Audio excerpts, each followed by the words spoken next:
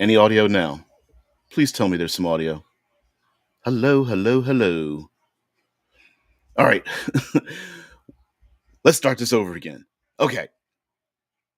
Welcome to RPG with DBJ. I'm your host, DBJ. Hopefully there is audio now. Yay! It is Level Up Advanced 5th Edition Tuesday. I made a little joke about um post-apocalyptic hamsters, and you'll find out what that means if you go to the top of the chat. Z, shill away as you will. Thank you so much. Okay, so today, again, Level Up Advanced 5th Edition Tuesday, where we take a look at, well, Level Up Advanced 5th Edition, one of many options for the 5th Edition Dungeons and Dragons aside aficionados who are looking for other options. Level Up Advanced 5th Edition, created by N World, or EN World if you prefer. I was one of the contributing writers for part of the exploration book called Trials and Treasures. But so I have to let people know that part. But if you are looking for this game and some insight into it, we are here. So this week we're going to talk about inspiration, and I was talking about ways to be inspired. But then I said, let's be a little bit more, shall we say, on the nose, and we're going to talk about uses for inspiration. So uh, be aware I may have limited use of the chat, but please, co-host, please put in any questions, comments, and concerns you may have. So right here, this is I have opened up the PDF for the Adventurer's Guide, and there is a page that has a list of options when doing character creation. And of course, you want to know your heritage, which is your biology, your bloodline, essentially a replacement for race, and that is on the right. And then we have, you can pick a culture. Statistically, you can kind of consider this to be what used to be called a subrace. Your culture is where you have grown up. It is, or if you want to adjust it a little bit more, it is the primary culture to which you have adapted yourself. And then, of course, we have backgrounds, and backgrounds are kind of like what your occupation is, your vocation. But over here on the very right, we have a list of things known as destinies. And destinies have kind of replaced alignment in Level Up A5E. And in A5E, we wanted to have something far more proactive than reactive. Alignment not only it has all kinds of problems, and it's very passive. Destinies are reactive. I mean, they are proactive and are placed in the hands of the players. During character creation, we suggest that you pick one, and during play, especially extended play, you can actually switch out your destinies. And in the game, destinies actually have a mechanical effect with a use for inspiration. So, destiny choices are chaos, coming of age, devotion, dominion, excellence, knowledge, metamorphosis, revenge, underdog, and wealth. And there are other destinies that have been coming forth from other third-party creators and N World themselves. So we're going to take a look at some of these. We're going to take a look at some of these destinies and kind of explain what they are. I mean, they really are self-explanatory, but also how you're able to earn inspiration and spend it.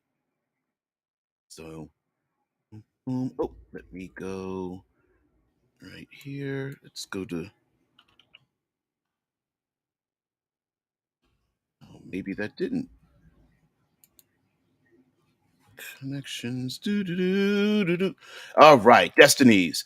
Um, to adjust for the fact that there are some alignment style natures in some of these traits, that if you have a particular destiny, you may acquire an alignment trait, which means that it has nothing to do with your personality, but your character may represent itself or be arcanely aligned with one of the four cardinal positions of alignment. And this may deal with handling magic items, your dealings with outer world beings, and or creatures that can sense or even spell like effects that can affect people or even beings, monstrous beings that have an alignment trait, and your character may acquire one of these alignment traits. And again, much like being born under a full moon or something like that, it has nothing to do, or planetary alignments or anything like that. It does has nothing to do with your personality. For example, a herald in this in level up A5E, which is the paladin equivalent, you can still receive a chaotic or an evil alignment trait, and you will appear or be recognized as being aligned with that, even though you may outwardly portray yourself as something else. So, um, along with the destinies, there's a way to acquire inspiration and use it. So for chaos, it's like those destined for chaos don't live by the rules, binding ordinary folk. They clash with authority and tradition all their lives, either in minor acts of subversion or outright rebellion. Tricksters are rarely mere rule breakers. Their ideology signals change for both the meek and mighty. And so there is a what's listed is a source of inspiration. So the source of inspiration talks about the acts that you should be desire to perform to be awarded inspiration. So, under chaos, you sow disorder, play tricks, and subvert tradition. You gain inspiration whenever you successfully subvert law and order, so long as it benefits your allies or moves the story forward. Successfully lie to or humiliate an authority figure, commit a punishable crime, indulge in base pleasures to ill-advised extremes, and those are examples of chaos. And the inspiration feature is ingenious double talk. Undaunted by momentary setbacks, you twist conversations in any direction with an inspired turn of phrase and confusing double talk that plays off bold lies and impertinent proposals as jokes, obfuscates or redirects accidentally slipped information, or quells outrage with diffusing flattery. That's a word. That's a wordful. But anyway, whenever you or a friendly creature you can hear fails a deception or persuasion check, you can use your reaction to spend your inspiration and undo any consequences of that failed check. So you could spend your inspiration to be like, if someone lies to a guard or thumbs their nose at authority and fails like some kind of deception or persuasion check, you can use your inspiration to kind of we didn't really mean it, or confuse the guards and like, what did they say to me? That kind of stuff.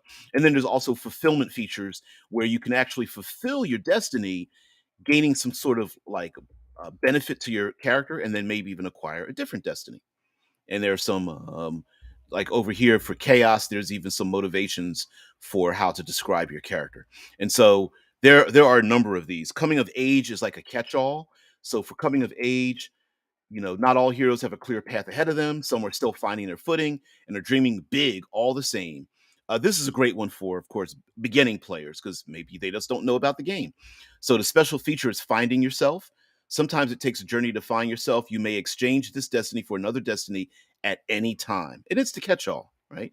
You're a brand new adventurer. You don't even know what your destiny is. You're just wide-eyed and bushy-tailed. You're ready to go out into the world. So the source of inspiration is something like join a new guild or organization, travel somewhere new and far from home, accept a new major quest or mission, or change worldviews and grow as a person. And the mechanical feature is ready to learn. You haven't had training and everything, but you're determined to give it your all anyway. As a bonus action, you may spend your inspiration to gain proficiency with a weapon, armor, skill, or tool for the next hour. And we've seen that actually in play out in like movies where you have like the snot nosed, naive individual who's going along with an adventurer or adventuring party, and then they're in danger and they pull out a skill that they've learned from someone else that they've been following. So yep, get to learn like a weapon skill, weapon, armor, skill, or tool for the next hour. Of course, we have devotion, and devotion could be pure or a foolish thing. A beloved, a nation, a cause, anything may be the object of your devotion, but very few are worthy of it. For you, the choice is clear. The love at the center of your life is worth dying or killing for, and there is no limit to your service and sacrifice on its behalf.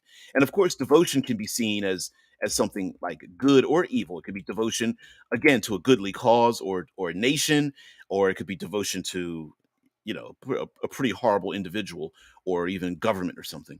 Of course, source of inspiration, complete a quest, keep a promise to your own detriment, keep an innocent safe while seriously endangering yourself, or commit an act of genuine self-sacrifice.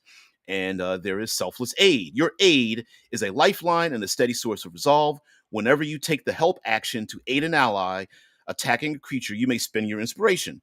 If you do, in addition to the normal benefits of the help action, that creature has disadvantage on attack rolls against creatures other than you until the start of your next turn. So they basically focus on you. Definitely, it definitely sounds like a warrior type of devotion, but it doesn't need to be. Clerics definitely fall into that category as well. Okay, there's the destiny of dominion, an imposter seated on your throne, a land divided by civil strife, a feckless bureaucrat waiting to be gamed. Those with the Dominion destiny look at chaos and see opportunity. Some seek to turn their hand return to their hand what is rightfully theirs, but others start with nothing and wish to accumulate influence and power however they may. And so this is basically like a leadership role. Land or some organization or something belongs to you and you want to take it back or take it for yourself. And so source of inspiration is leadership, such as settling a vitriolic argument, direct a large number of non-player characters to participate in the completion of a task, or rally a multitude of people to a cause. And your inspiration feature is studied deliberation. With a level head and measured logic, you objectively determine the best path forward. You may spend your inspiration and a minute's deliberation to determine the results of an oncoming plan of action as the augury spell. And that just becomes a natural thing for your character. So let me get into the to what our co-hosts have to say. If anything, sorry guys. Mm-mm-mm. Zamar says, I'm curious as to why the name of Destiny rather than something like Mentality. Because Destiny sounds cool. And mind you, these are terms and phrases picked by a committee, a bunch of designers, a bunch of survey people. So yeah, Destiny just sounds like it. It just sounds cool. Now, it could be that how do I say this? The player picks the Destiny, but the character didn't, right? So we as a player may say, "Hey, my character's destiny is dominion, like going to return back to their return their crown," but maybe the character doesn't know that. Like the character's just drawn to it and hasn't picked it for themselves. So it could be a destiny. Deadman says, Tico Whalen was a coming of age character in the Dragonlance novels. Yeah, yeah, yeah. And we've seen characters in movies, TV shows, books, novels, and graphic novels that are like they tend to be the everyman. And they tend to represent the audience, and a lot of times they're coming of age. They constantly look around and go, "What's that? Who's that? Why is that?" And then someone else answers the question that we as the audience have, and usually that's a coming of age style character. So Mark says, and we've seen it play out in real life with some strange savants who just pull out talents out of nowhere, only to find out it was from a thing they tried like a decade ago. Love those moments. Yeah, and that's kind of the idea, right? It's like I've got inspiration, and I let me pull something out of my ass.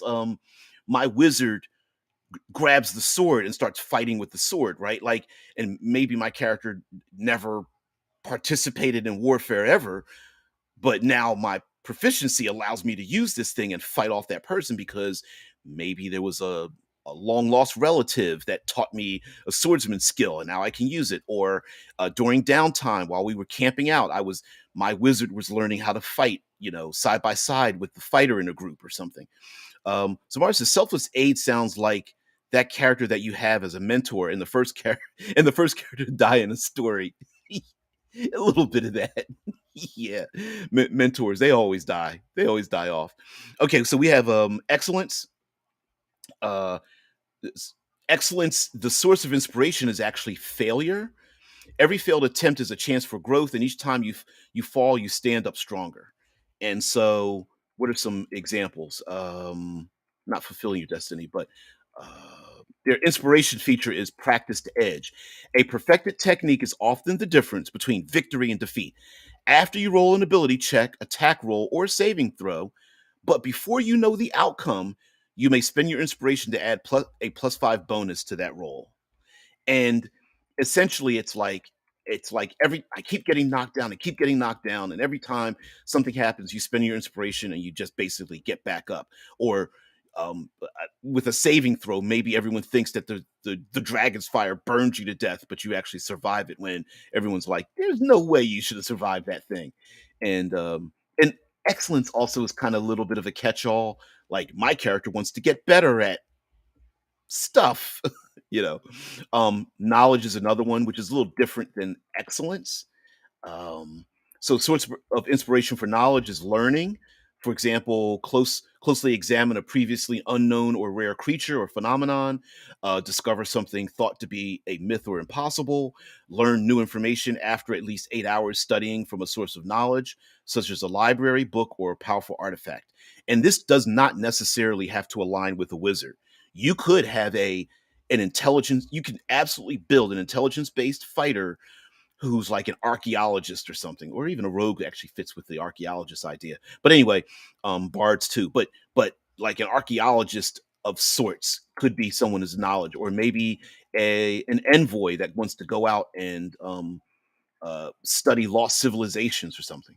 So uh, the inspiration feature is critical evaluation. And let's see, drawing upon a lifetime of study, you leap to accurate conclusions with only preliminary findings. As a bonus action, you may spend your inspiration to quickly evaluate a creature or item you can see and accurately determine one objective attribute of your choice. When evaluating a creature in this way, you may determine its resistances, immunities, vulnerabilities, what languages it speaks, or its armor class. And when evaluating an item in this way, you may determine if it is magical, poisonous, cursed, trapped, or its approximate value. And it's kind of cool, right? It's like, I've seen this before. I studied this thing. I can surmise that blah blah blah, right? And definitely learning like immunities and resistances with creatures and monsters and such is a gives the players at least an option that when they go up against something that they're not sure of, um, they have some way to go like, wait a minute, we've never seen this thing. Is it immune to fire? Right? Does it heal when it's exposed to electricity or something? That kind of stuff. Metamorphosis is a really crazy one here, but source of inspiration is called unburdening. Let me read the metamorphosis tag. So it says, the trappings of daily life stifle you, and the shackles of this mortal coil cannot contain you. People whose destiny is metamorphosis seek to attain a higher mode of being. Some search for enlightenment, but others turn their ambitions even higher, daring to pursue eternal life in the form of a vampire, a lich, a demon, or even a god. What will you sacrifice to walk this path? And yes, metamorphosis does allow you to become one of those the above mentioned creatures. So things like sever earthly attachments such as wealth or comfort, behave appropriately, ache into your pursued form, or spend inordinate time in your transformation's pursuit. And the feature is unearthly diplomacy. Your unearthly aspirations grant you insights into the minds of even utterly alien beings. As an action, you may spend your inspiration to form a connection with a non humanoid creature you can see that has a CR equal to or less than your level. You communicate freely, even if you do not share a language or the creature would be normally unable to speak. You have no control over a creature you connect with in this way, but you gain an expertise die. Remember, we talked about expertise die for level up. It starts at a D4. Add it to your D20 roll. On checks made to influence it. The knowledge and awareness of a creature is limited by its intellect or perceptions, but most give you information about nearby locations, monsters in the area, and knowledge of whatever it perceived within the last day. This connection lasts for up to 1 hour or until you use an action to end it. So a non-humanoid creature, maybe you're playing a what's something that, let's say you're playing a fighter and you have metamorphosis, and you're looking to become a lycanthrope or something. You could connect with a dire wolf that's in the area. Or maybe you're trying to become a vampire and you connect with a flock of bats flying overhead and one of those bats or something like that. Like you can pick, and it doesn't have to be a natural creature. It could be a basilisk or a cockatrice or a wyvern or otiog or something of that nature. Um, and yes, your fulfillment feature is that you are changed forever. This, of course, there's revenge. Think about revenge. Of course, you know what revenge is. But the inspiration is called Cloak and Dagger. You know how to avert suspicion when danger closes in. Whenever you or an ally you can see fail a sleight of hand or stealth check, you can use your reaction to spend your inspiration and undo any consequences of that failed check. So, you the rogue or ranger are sneaking around. There's guards, but you want revenge against this unholy alliance of political figures, and to save that, because you absolutely positively need to sneak past the guards, you use your inspiration to like undo the negative consequences. So they hear maybe the rogue or ranger sneaking around, but one of them goes, "Oh, it's those pesky, pesky dire wolves again. Let's get some guards and scare them off or something." Right? The consequence of failing maybe the stealth or sleight of hand check is that they notice, but they don't notice exactly what was happening. So yeah, they notice it, but not that specific thing. Um, Here we have the underdog, and source of inspiration is called defiance. So things like loudly refuse the orders of a tyrant, follow through with a convoluted or risky plan, or succeed at something you were extremely likely to fail. It's the underdog. Um, for those who feel like they are terrible dice rollers, this might be for them.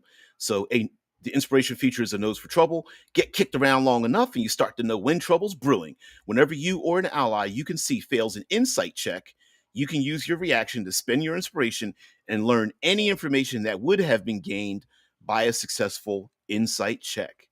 So failed check, oh, they don't mean us any, that person doesn't mean us any harm. And then you go like, no, I think they're going to double cross us.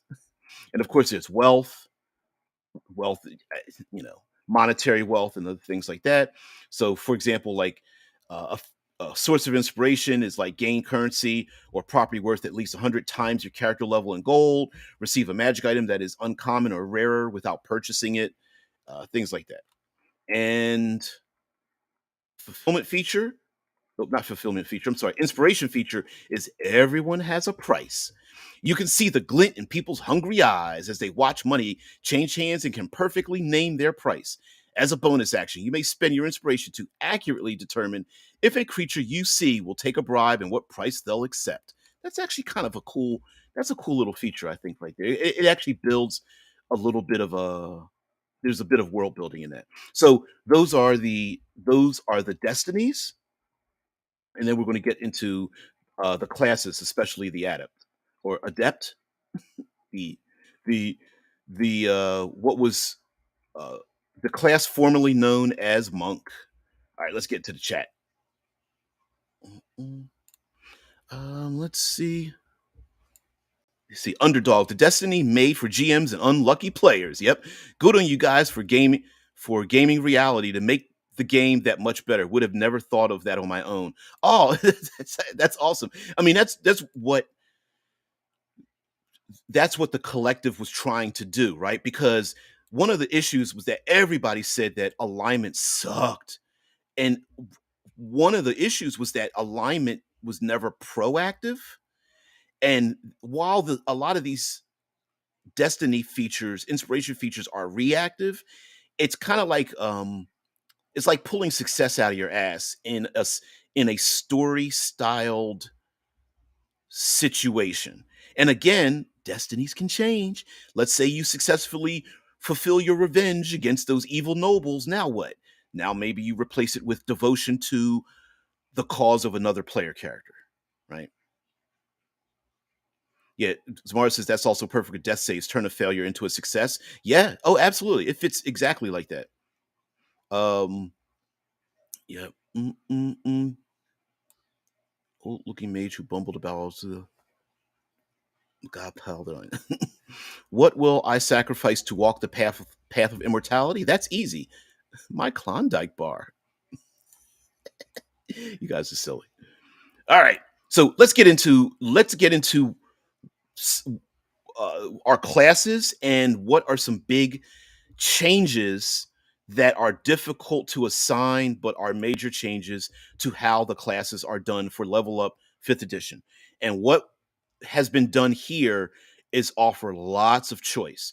So the Adept is the monk replacement, and you do not need to be a Wisdom Dex monk. It has been changed around quite a bit.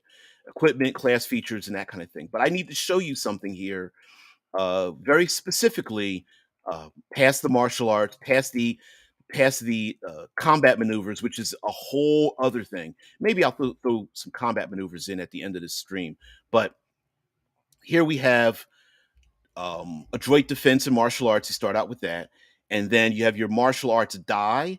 Starts at D4 and starts to increase, and that martial arts die is basically the damage you do with your body, your bare hands, not necessarily hands, feet, head, elbows, knees, body flipping and throwing people, all that kind of stuff, punches in the throat, you know, kicking the groin, all that kind of stuff, and it goes up. But there are combat maneuvers and maneuvers within the adept where you can use your martial arts die to perform other things that might affect skill checks and saving throws, things like that. But let me show you this. Um, there are combat maneuvers here that the adept can learn from. There are schools of training for combat maneuvers, and the fighter class has access to all the combat maneuver schools.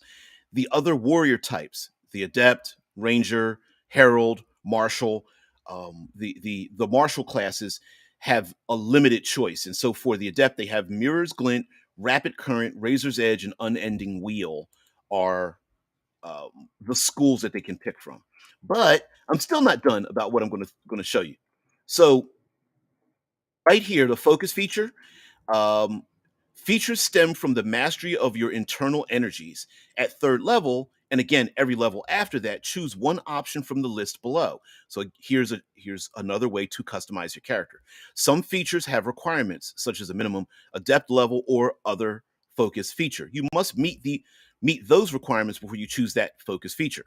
And so we have a laundry list of these, and you will see like additional attack and adept weaponry right away. You see that a requirement, you must be 11th level, and adept weaponry, you must be 5th level. And many, but not all of them, do have a prerequisite. So, and there's things like battering shield, battle dance, battle meditation, beyond size, closed soul, deflect missiles, dancing maneuver, and all of these are by choice.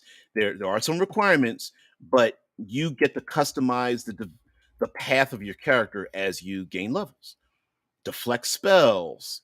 You must be have deflect missiles and be ninth level.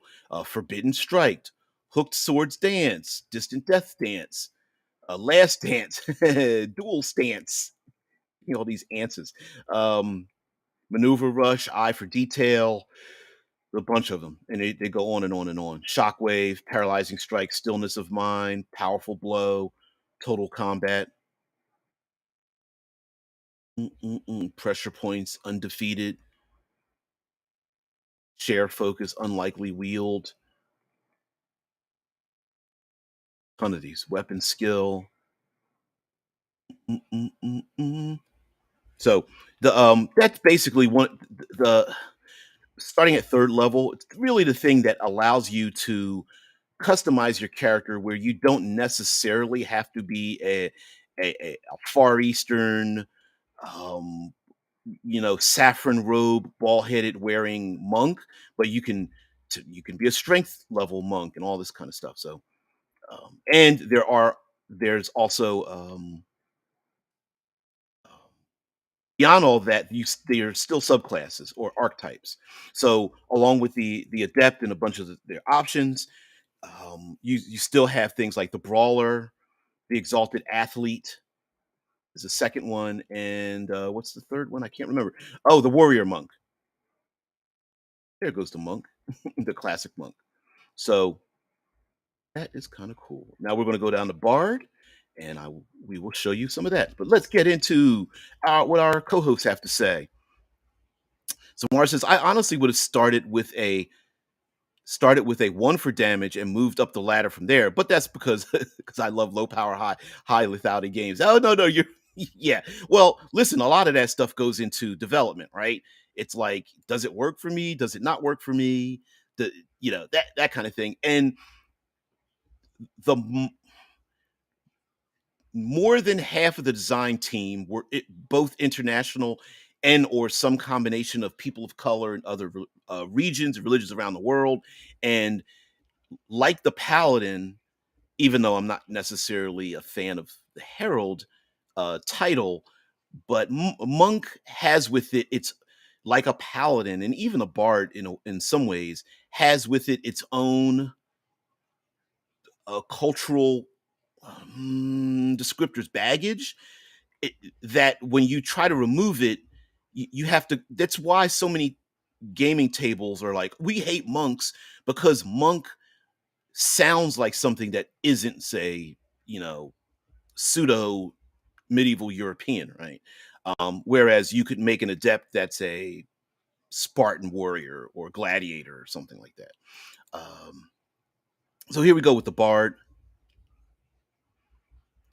Yeah, Mike Maris is like connotations of the name Paladin. Yeah, Herald and thing like because one of the issues when trying when it came to the design was do you go way way out of left field and completely change what it is to have a paladin in the game, or do you keep some of the trappings of it but allow it to at least represent other cultural um individuals? Like, for example, um, Indian warriors, and for some reason I can't remember the name of them, that use like chakram, and they're able to ride on horses, standing on horseback, and they use like these metal whips. And it's hard to explain it, but it's like not everybody wants to or has within their world. Like if you're from deepest Africa, but you have the abilities of paladin, you're not really a paladin. You're something else, but you just have those features. So what do you call yourself, right? Oh, Bard review. Okay, let's jump in. Sorry. Boom, boom, boom. Kick my ass. Let's get going. Okay, so Bard. Here we go. Description of Bard. More than vocal. That was a big call. Like, how let bards be far more creative and expressionist rather than just musicians. So, of course, we have here art specialty. So you'll find out what that means. Bardic inspiration, the usual uses of that, battle hymns, and spell casting.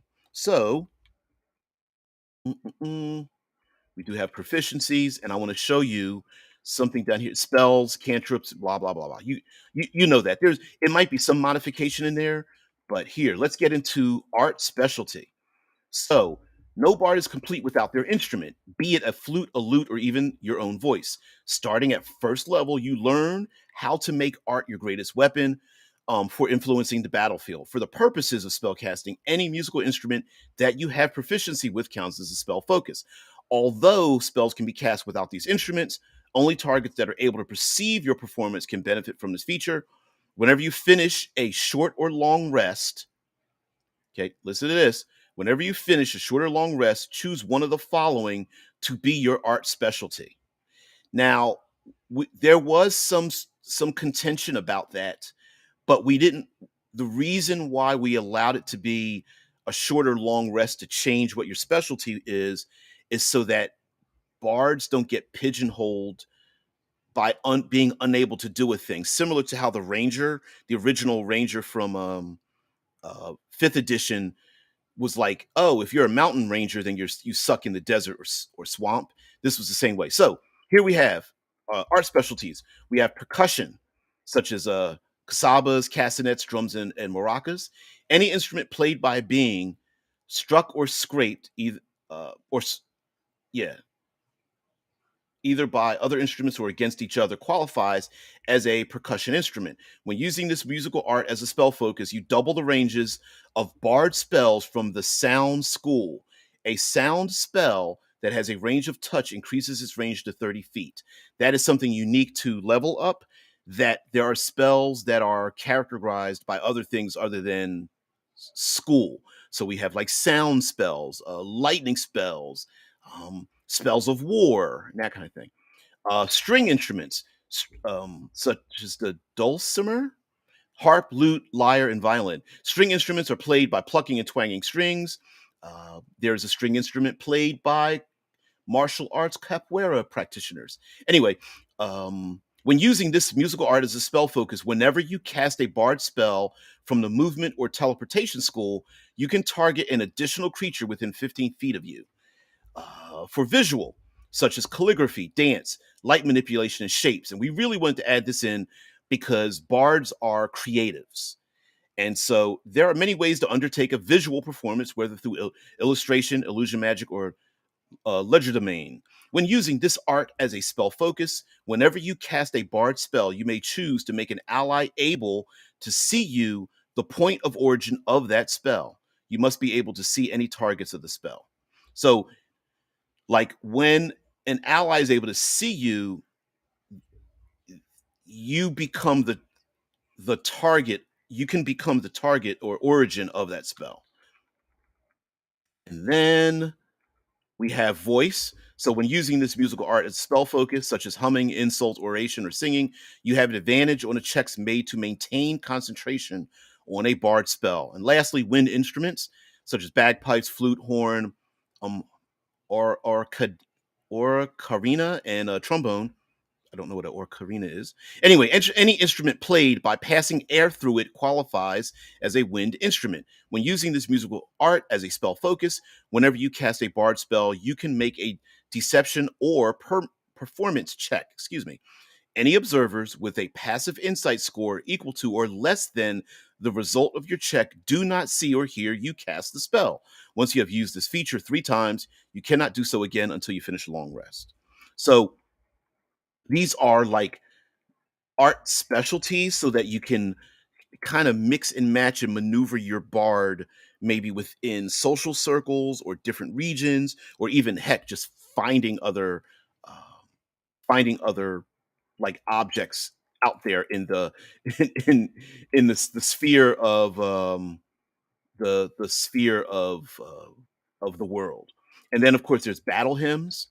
Like music, battle can be wild and chaotic, and through the sensible use of formula and talent, um, order can be brought with a dedicated change of tune. At first level, you learn a battle hymn. It can be expressed in any way you like. A special leitmotif in your music, a change in pitch, or even a more advanced version of your favorite art. And then there are battle hymns, and the battle hymns are described by level, such as harmony of pain, overbearing rhythm, song of clarity, at first to fourth level, and then it goes on bastions of justice, and so on and so forth. And of course, as you gain levels, you can't, of course, pick anything above your current level, but you can always pick ones that are down a level. Um, yep, yep. Mm, mm, mm, mm, mm, mm, mm, mm, mm. So let's stay here. Sorry, let me stay here with these battle hymns, and I'm going to get back into the chat and talk about some other things. Jermaine Cooper says, "How many spells are tagged as music?" I believe they're probably tagged it here. Okay, I will let you. Gives me a good opportunity. Is that it? If you want to check these out for yourself, come on, copy and paste. There we go. Yes. um, you can take a look at the digital tools yourself and look up how the spells are tagged. So all the spells are tagged. How to say it? All the spells are tagged traditionally by school: necromancy, abjuration, conjuration, blah blah blah blah. But they're also tagged in other ways: war, law, sound, thunder, so on and so forth. Um, nature, I think it's called, or primal or something, all that kind of stuff. So you can take a look at that yourself. Um, How many? I couldn't tell you the number.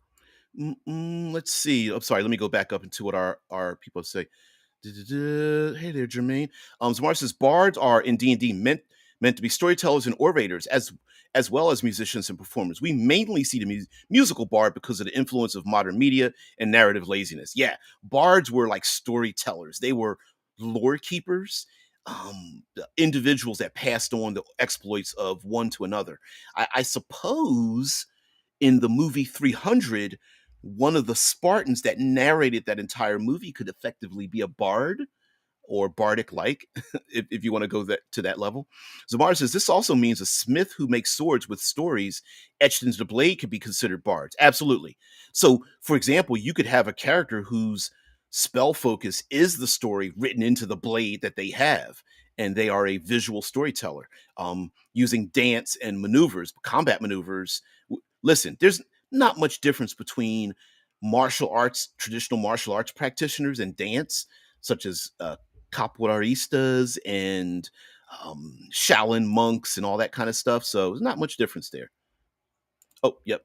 John Rice says a good name for a type of bard is a cantor. Yep. As canting is another word for chanting. In the modern day, the term is mainly used in Judaica. And what is it? Canterbury Tales. I know it's Canterbury, but they are like cantors. What is thieves' cant? That kind of thing. Oh, thank you there. Yes, join the Discord. Yep, join the Discord for Ocarina in the Boiler Room chat. Absolutely. Ocarina of Time, for example, is a oval shaped flute. Did not know that. I did not know that. I knew the name of the game. I didn't put the two and two together. All right, so I think there was a desire maybe to take a look at something else, or if you guys have anything else you'd like to have me take a look at, I will more than happy to do that for you.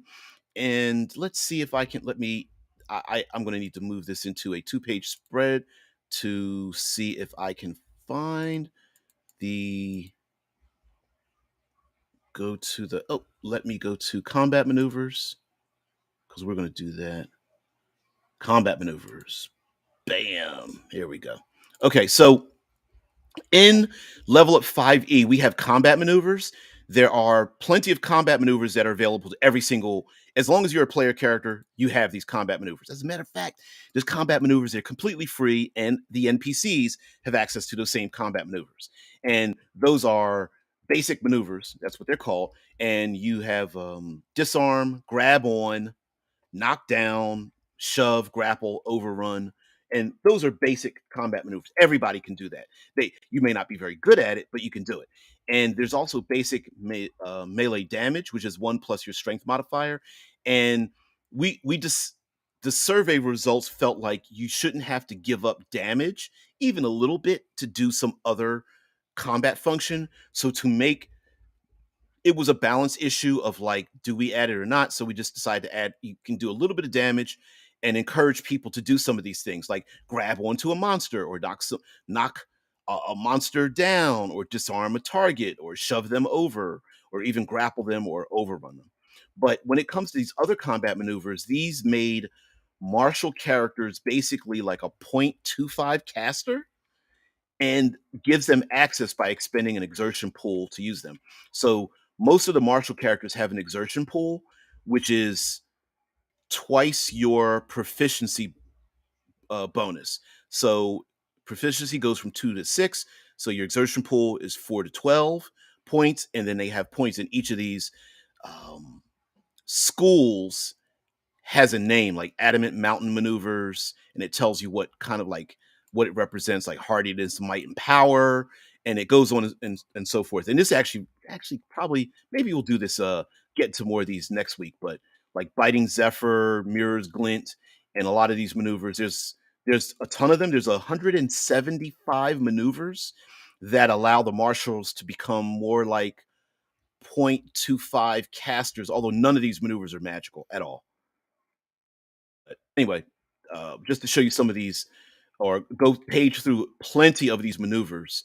There was the okay, the the adept or adept had access to the rapid current maneuvers, and that is one of the schools of combat. So it allowed them to have fast strikes, mobility, and swiftness, and that's the specialty of the school. Each school has a specialty, and so as an adept or classic monk, if you want to play that kind, you can combine.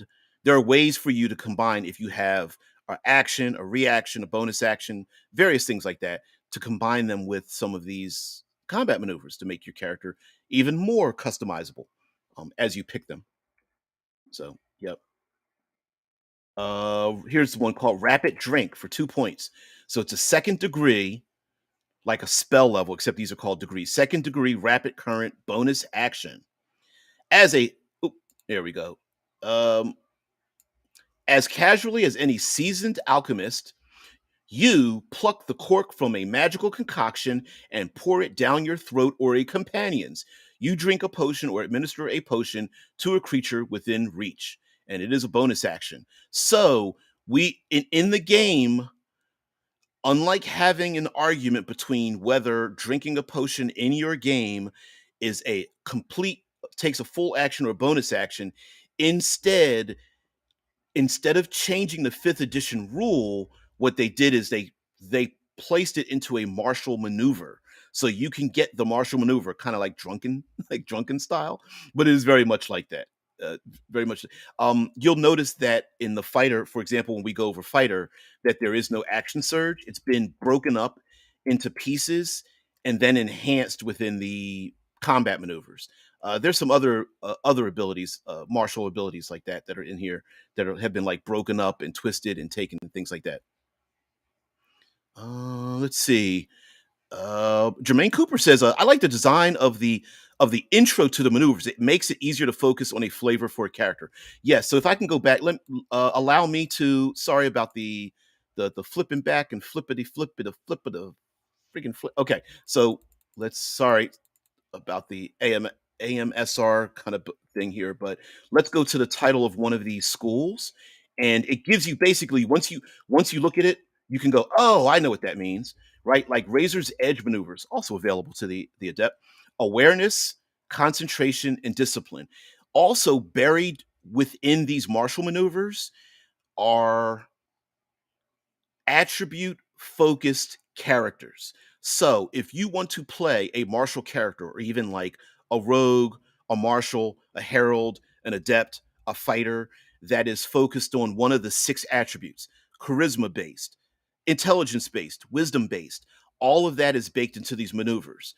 So, for example, awareness, concentration, and discipline lends itself towards a wisdom based martial character.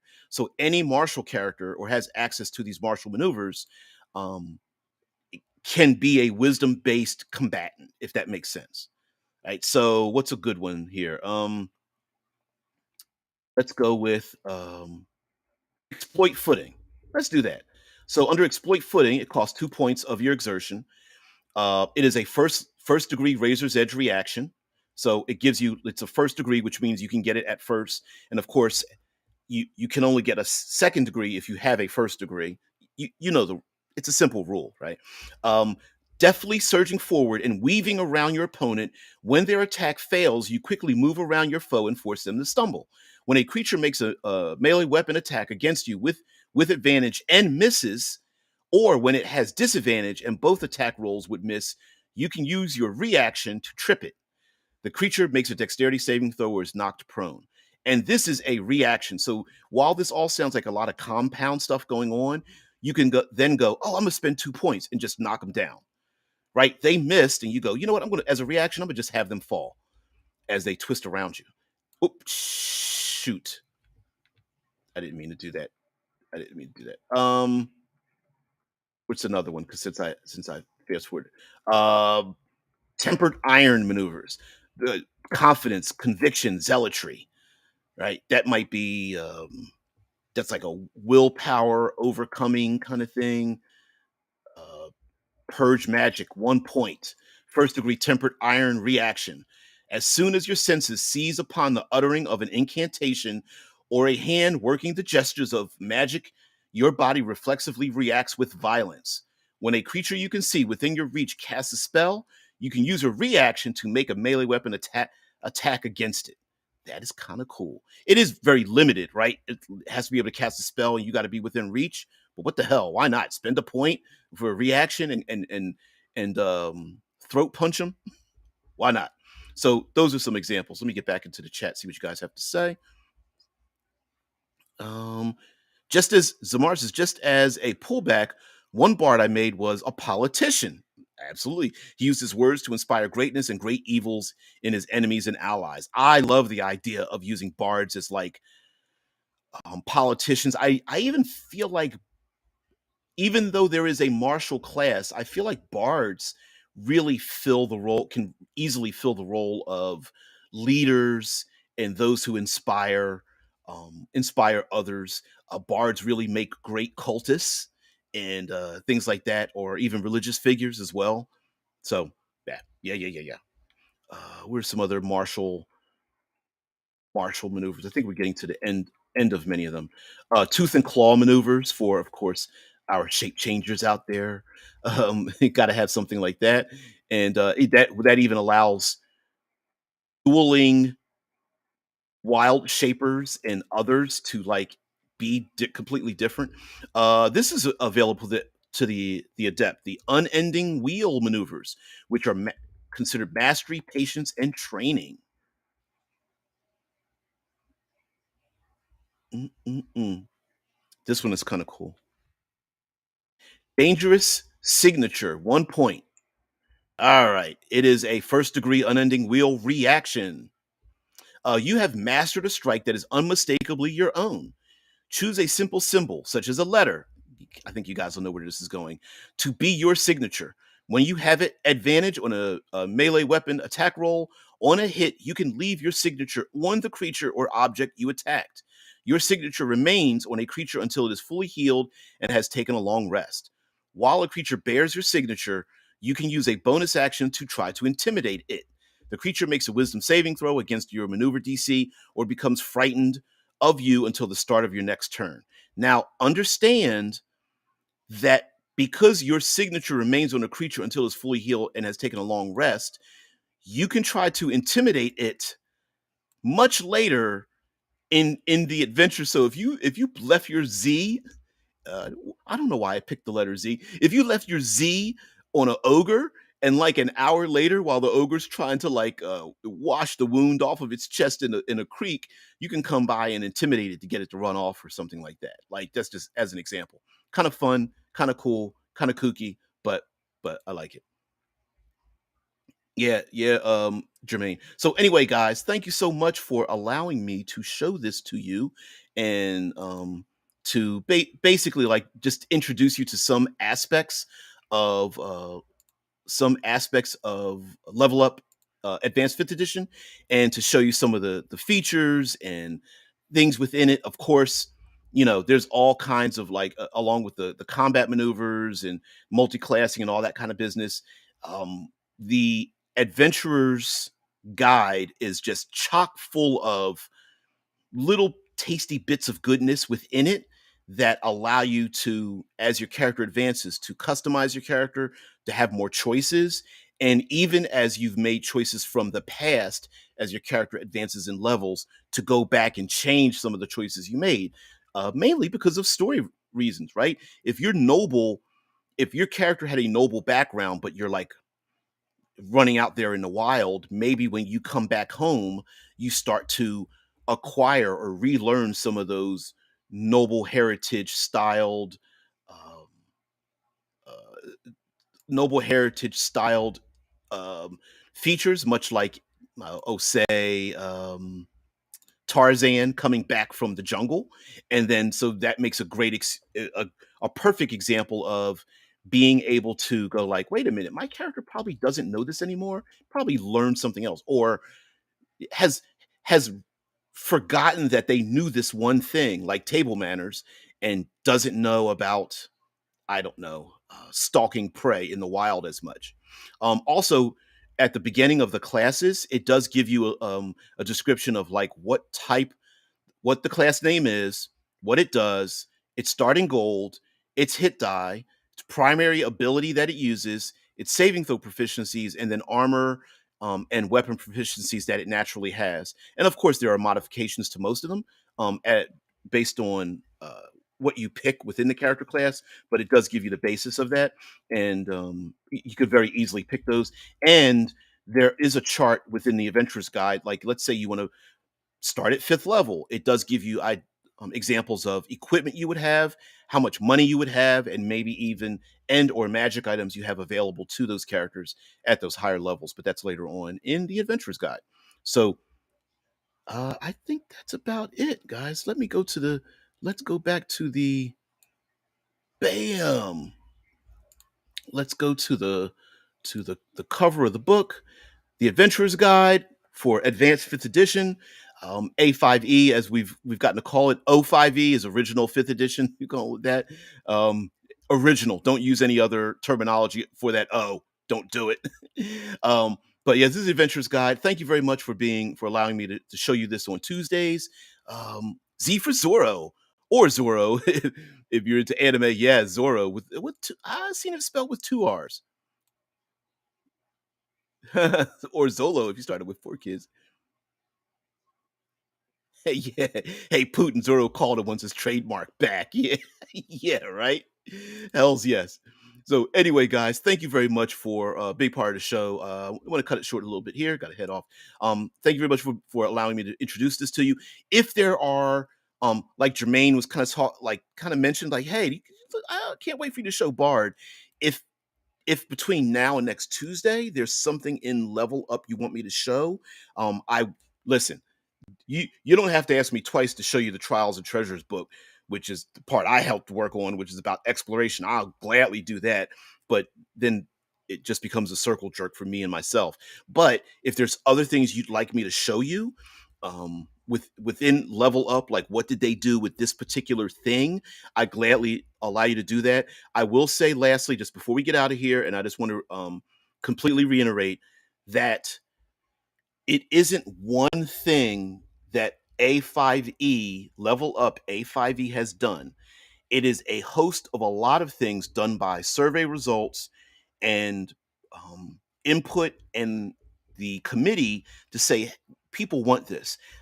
Level Up 5th edition is a much more lethal and resource intensive 5th edition version of the game. People wanted not resource management, but they wanted to eliminate easy buttons. So there isn't Goodberry, Hero's Feast, Tiny Hut, always finding food, never getting lost. Those things are removed. They don't work exactly as you think they work. Not in Level Up. In Level Up, you supply and havens are very important for you to heal and regain a lot of your resources. We can talk about supply and haven later on. Also, fatigue and strife are very important. Fatigue is more broadly used than exhaustion, but essentially it's the same thing. Exhaustion is a killer condition in 5th edition Dungeons and Dragons, and the same goes here. Fatigue and strife. Strife is the mental fatigue, mental exhaustion versus fatigue, which is physical exhaustion. And is it lethal at high levels? Yes. Yes, it's the great equalizer. But people wanted it, and like, yeah. So thank you there, Jermaine Cooper. Thank you for reviewing Level Up A5E. Looking forward to future reviews. No, thank you. Yes, Marcia. So basically, it's the OD&D version of A5E. Yes, it's the wait. Is it the new old D&D? Yeah, yeah. It kind of works that way.